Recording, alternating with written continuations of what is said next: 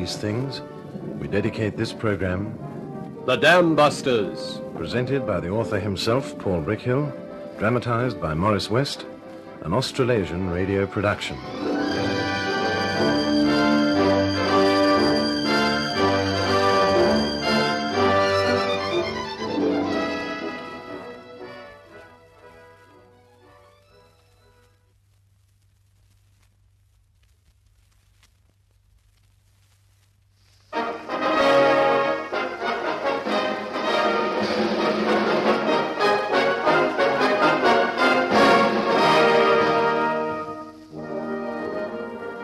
Good evening. This is Paul Brickhill. This story begins in September 1939 in a designer's office at the Vickers Armstrong's aircraft works at Weybridge, near London. There are two men in the room. One is Barnes Wallace, aircraft designer for Vickers. The other is one of his senior colleagues. They are listening on a small portable radio to the voice of Neville Chamberlain, Prime Minister of England. This morning, the British ambassador in Berlin handed the German government a final note stating that unless we heard from them by 11 o'clock, that they were prepared at once to withdraw their troops from Poland, a state of war would exist between us. I have to tell you now that no such undertaking has been received, and that consequently this country is at war with Germany. Well, Wallace, that's that. As you say, that's that. Well, I'd better get back to work.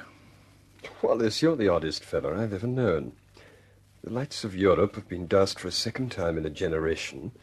All you can say is I'd better get back to work. Besides, today's Sunday. By rights, we shouldn't be here at all. All of us better get back to work, or the lights will never shine again. Yes, I see what you mean. What are you working on? Still on this confounded tail plane for the Warwick. It's more tricky than I thought. Still, we'll get it right. Oh, well, I'll see you later. Oh, no, don't go for a minute. There was something I wanted to ask you. What's that? Here, sit down. You like a cigarette? No, thanks. What's on your mind, Wallace?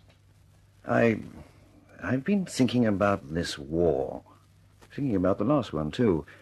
Trying to analyze what are the sources of a nation's power. What, military power? Military power, economic power, political power, it's all one.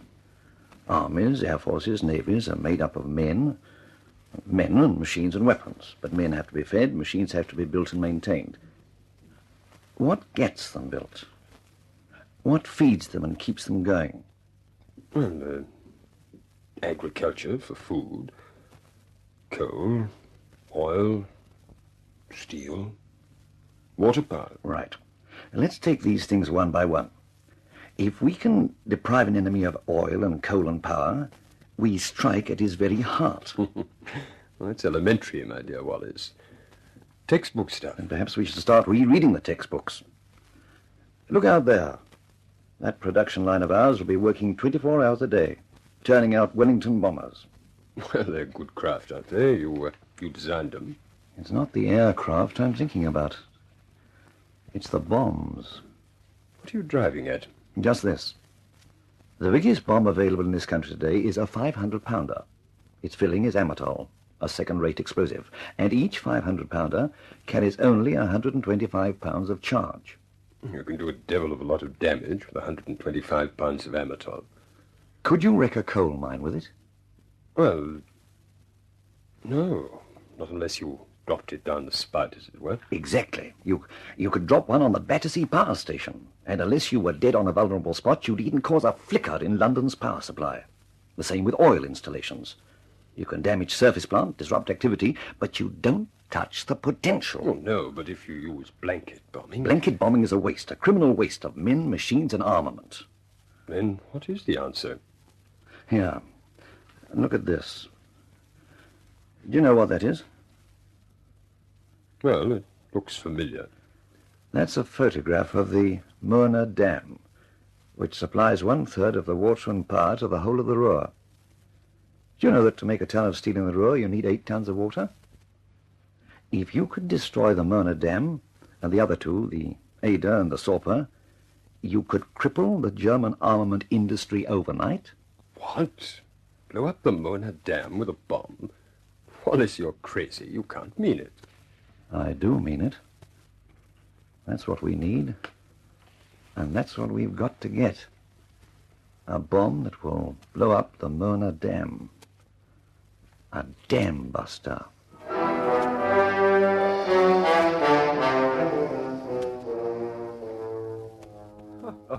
Oh, I say, Charles, come off it.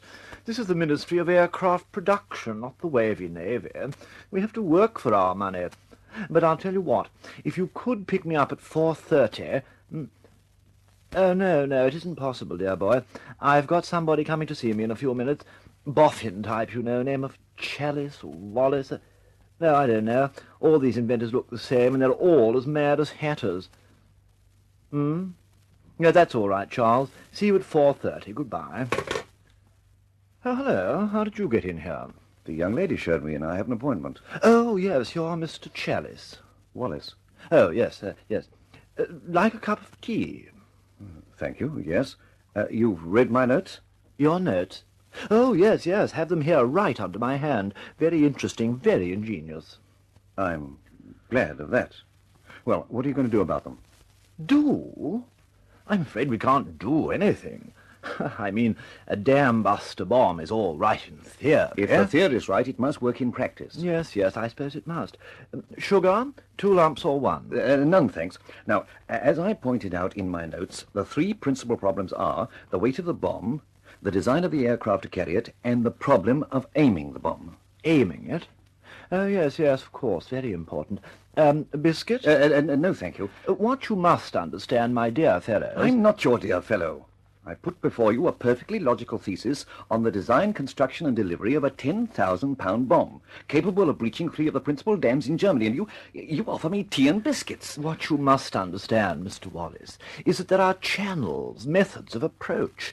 And besides, if I'd known you didn't like tea... To the devil with your tea, sir, and your biscuits, too. Give me my notes. See if I can find someone who doesn't talk like a congenital idiot. Good day, sir.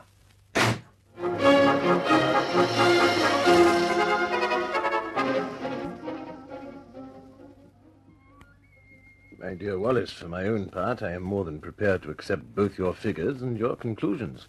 Meaning that other people won't? How many of our brains trust can read a simple memorandum, let alone an intricate set of calculations? What do we do about it? Surely, Tedder, you have some influence? Yeah, Vice Marshals are 2pence a dozen. But I do have a lot of friends. I'll talk to some of them.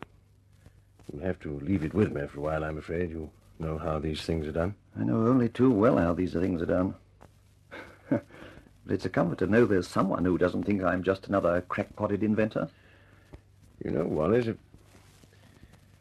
if there was some way you could demonstrate your conclusions. Actions speak louder than words. They've been demonstrated already. Oh, how? When?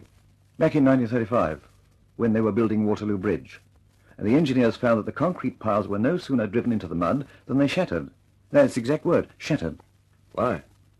Well, putting it simply, the shock wave was sent down the pile by the impact of the pile driver, then it bounced back up the pile as soon as it hit the clay at the bottom.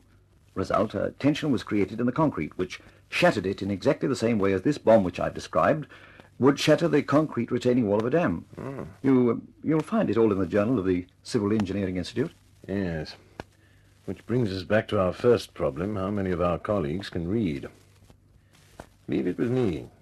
I'll see what sort of interest I can stir up.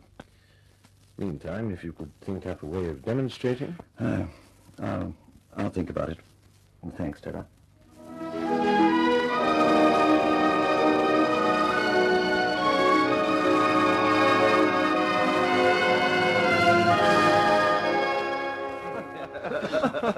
Oh, it's the truth, I tell you. If you'd seen him, you'd think the old Boffin had gone crazy. There he was in his backyard with all these children, tossing a chunk of broomstick handle into a tub of water. You've never seen such a mess. When I spoke to him, he was quite odd. So odd that I decided to leave him to it. He's been pestering every one of the departments for weeks now with some crazy idea or other. They've had him, I can tell you. Oh, here he comes now. Oh, good morning, gentlemen. Oh, good morning. Can I have a cup of tea, Maisie? How's the tailplane coming along, Wallace? Oh, the tailplane? Oh, fine. I've ironed out all the bugs. By the way, Jackson, Yes, what can I do for you? do you think one of your office girls could do a job for me? What sort of job? Typing and duplicating. How long is it? Oh, about 70 pages of foolscap, 100 copies. Oh, well, it's a tall order, but I suppose I can arrange it. Good. I'll send it over this afternoon. See they make a good job of it, won't you?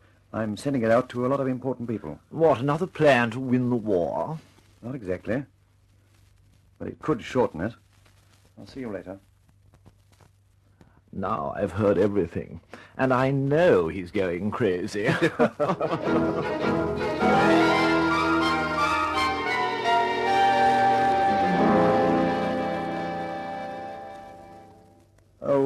Oh, my dear. What is it, darling? Have you seen that projectile of mine, the one I was using in the garden last Saturday? Oh, you mean that piece of broomstick? What? I'm sorry I threw it out. Did it mean something? Oh, dear. It was quite a nuisance. I have to carve another one. I'm sorry, dear. I didn't realize. I thought it was... Who would be calling at this hour? On Saturday morning, too. I shan't be a moment, dear. Excuse me, ma'am. Is Mr. Barnes Wallace at home, please? Yes. Won't you come in? Who is that? A gentleman to see you, Barnes, dear. Oh, I wasn't expecting visitors. Oh, Mr. Wallace? that's right. My name's Jenner, sir. The Special Branch, Scotland Yard. Do you think I could see you for a few minutes? Alone? Oh, yes, certainly. Excuse us, my dear. I'll be in the kitchen. Now, Mr. Jenner, what can I do for you? A gentleman in the Department of Aircraft Production received this document in the mail. Do you recognize it? Yes, I do. I wrote it and posted it myself. Oh, I see, sir. Is there anything wrong in that? Yes, sir, I'm afraid there is. Well, then, what's wrong? I'm sorry, sir, but I must ask you to come with me to Scotland Yard.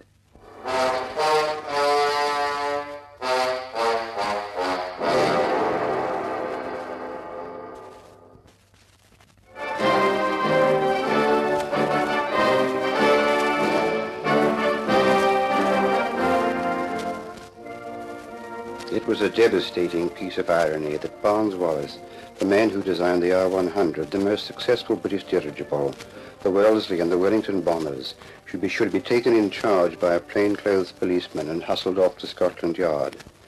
But Barnes Wallace was a man untouched by irony, and he sat through the long drive and the longer minutes of waiting with an air of faint puzzlement, which deepened when he was ushered into a drab room and closely questioned by a deputy commissioner. You are Mr. Barnes Wallace? That's right. You are a chief designer at Vickers Limited at Weybridge? That's right. As such, you are in a possession of a great deal of highly secret information of extraordinary value to the enemy. Well, yes. Yes, I suppose I am. You are the author of this report on a project for the breaching of 3 important hydroelectric dams in Germany. Yes. And yet I understand that you committed to the mails more than 70 copies of this vitally secret and vitally important document. Do you know, Commissioner, that's very encouraging. I beg your pardon. Vitally secret, vitally important. Do you know what, Commissioner? I presented that report to more than 50 officials in a dozen different departments. More than half of them have dismissed it as scatterbrained humbug, so you see, I'm quite encouraged by your reception. Oh, I see. Why did you post these copies? It was a gesture, Commissioner. A final attempt to discover one man in England who's capable of reading a simple argument and accepting my figures for what they are, the work of a responsible and reputable scientist. Well, in that case, Mr. Wallace, I'm in a difficult position. I must caution you against the possible consequences of broadcasting information like this. And at the same time, I'd like to wish you luck. Thank you, Commissioner. At the moment, I think I need a blasted miracle.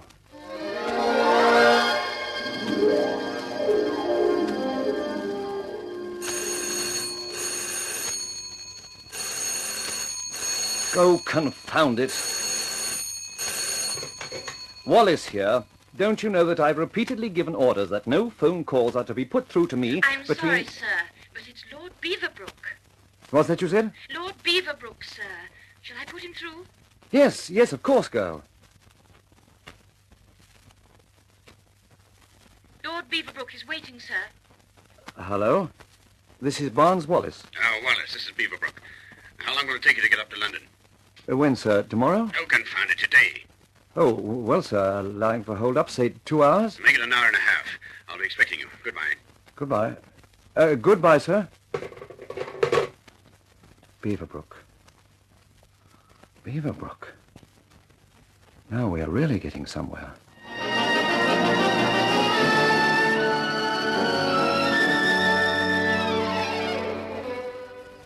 His lordship will see you now, Mr. Wallace. Come this way, please. Thank you. It's very good of you to see me, sir. Oh, sit down, man, sit down. I've brought some notes, sir. Notes? Notes? I don't know anything about notes. I want to know how quickly you can leave for America. I don't understand, sir. America? I thought you wanted to see me... I want to see you about an immediate flight to America. The purpose of your visit will be to investigate the work being done on the use of pressurized cabins for high-flying aircraft. I understand the Americans have made great strides. There's no need to go to America for that, sir. What's that you say? What do you mean, no need to go to America? I'm telling you... I'm telling you, sir, that we have here in England all the data on the construction and use of pressurized aircraft, and that in all respects we're keeping pace with the Americans, if we're not actually ahead of them. I can give you all the information you want in 24 hours. Oh, well, thank God for a man who knows his business. I'll hold you to that, Wallace. I want all the information on my desk in 24 hours. You'll have it, sir. Good. Now, you wanted to see me about something. You'll have to make it brief. Well, for the past 3 months, I've been trying to get someone in authority to examine my project for the breaching of the 3 principal dams in the Ruhr district by heavy bombs dropped from aircraft. What's that you say? Breach the dams? You mean... I mean the Myrna, the Ada, and the Sorpa. If we could breach those dams, we could flood the whole countryside, disrupt the heavy armament industry... I know exactly what we could do, if we could breach the dams. We could do it all right, sir. You'll find it all there in my report. I'll read it later. Tell me in plain words what you need. A 10,000-pound bomb and an aircraft capable of carrying it. Yes, we'd like a slice of the moon, too. It could be done, sir. All right, I'll take your word for that. But don't you see, Wallace, we're so far behind. We have to disrupt the whole program of production. It would still be worth it, sir. Besides, we can do it in stages. I've got drawings for 2-ton and 6-ton bombs on the same principle. My Wellingtons can carry a 2-tonner, and the new 4-engine ones can carry the 6-tonner. They'll be operating in a year. I'll see my experts about it. But if we have to divert too much efforts, I don't like your chances. Let me have those other reports in 24 hours. Good day, Wallace.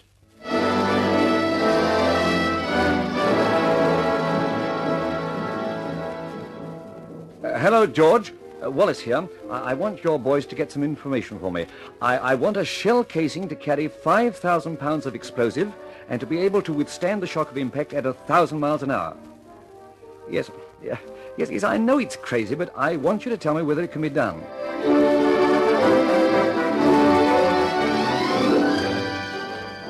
Hello? Andy? It's Wallace here.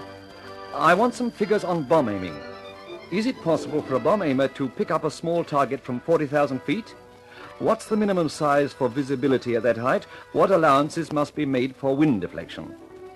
Yes. Yes, I know it's pinpointing, but you're working on it. And I'd like the latest information you've got as quickly as possible.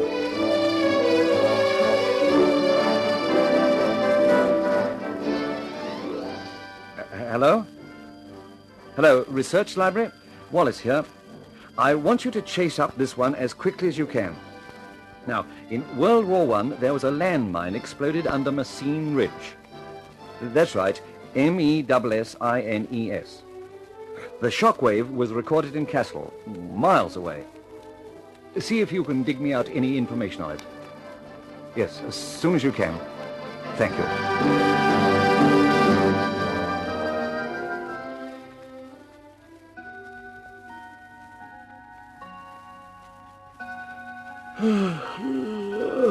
It's 11 o'clock, darling. Don't you think you should go to bed? No, I'll wait up a little while. I'm expecting a ring from Craven. He's going to see Beaverbrook today and try to get some action on this project of mine. He told me he'd be back late, but I said I'd wait up. How's it going, dear? Are you getting anywhere? As far as my end's concerned, I'm getting further every day. I've got enough information to prove 10 times over the thing can be done. As far as the others are concerned, I don't know. I thought Beaverbrook would do something, but... Well, we'll just have to wait until Sir Charles Craven rings. I'll make you a cup of tea. Oh, there it is now. I'll take it. Hello? Wallace here. Hello, Wallace. This is Craven. Yes, sir. I saw Beaverbrook today, as I promised. Yes. The policy of the Air Council is definitely against large bombs. They regret that they can give you no further support to your proposal. I see. Thank you for ringing, sir. Good night. I'm sorry. Good night, Wallace.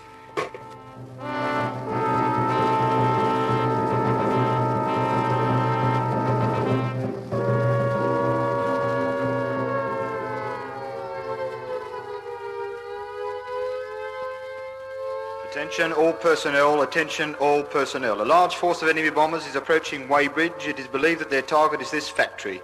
Switch off all power supplies and proceed to shelters immediately. Attention all personnel, switch off all power supplies and proceed to shelters immediately. Fire wardens take up their posts, fire wardens take up their posts.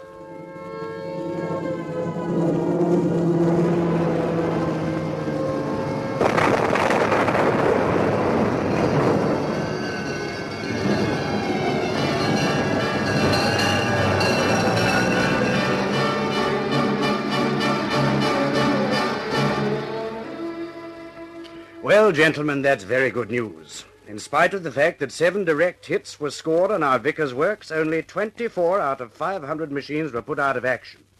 Of these, only 2 have been seriously damaged. There's been no loss of life. I should like to convey my congratulations to the staff on their cool and competent behavior and to tell them that we shall be in full production tomorrow morning. That is all, gentlemen. Thank you. Could I see you a moment, Sir Charles? Oh, yes, certainly, Wallace. What can I do for you? 7 direct hits, wasn't it, sir? Yes, that's right. And we'll be back in full production tomorrow. Wonderful, isn't it? Yes, sir. 7 250-pound bombs, and we haven't even faltered in our stride. Jerry'll never knock us out of the war at that rate. No, sir. We won't knock him out either. What's that you say? I see. You're a stubborn devil, aren't you, Wallace? Am I, sir? Well, I'd better be getting back to work.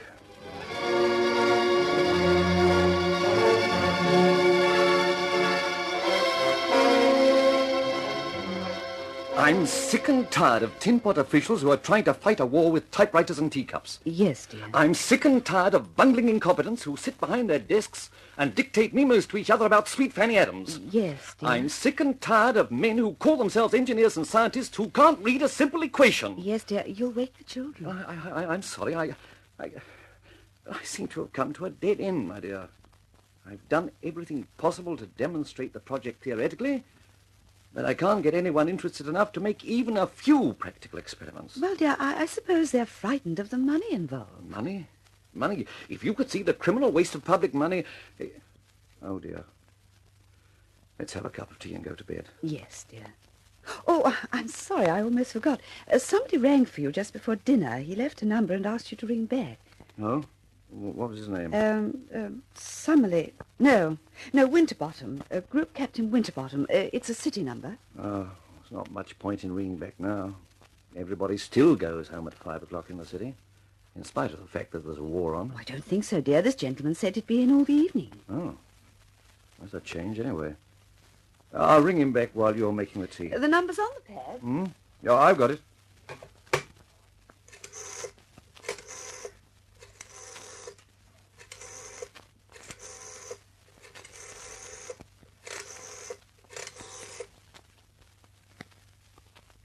Winterbottom here. This is Barnes Wallace. You telephoned me earlier. I didn't get your message until just now. Oh, that's all right. Good of you to ring. I was wondering if I could come down and see you tomorrow. Oh, I'm afraid not. I've got a very heavy day tomorrow. What did you want to see me about? You wrote a little fairy tale some time ago. I did? Yes, I've got a copy of it on my desk. We're interested. Who's we? Do you know Tizard? Tizard? Aircraft production? That's right. I work for her. Oh, then come on down, my dear fellow. Come on down. I'll keep the whole day for you.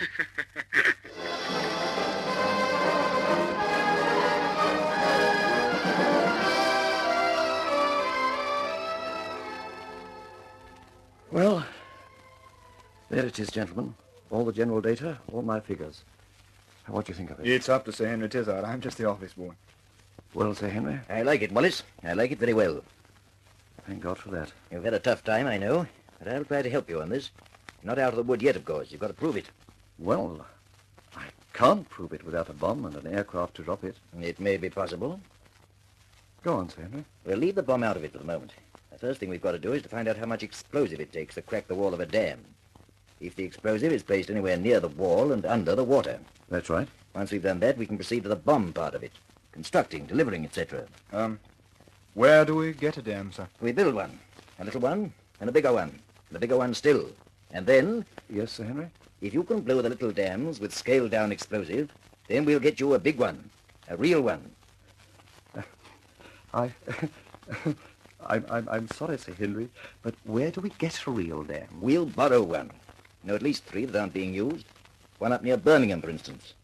If you can blow that one up, then you've really accomplished something.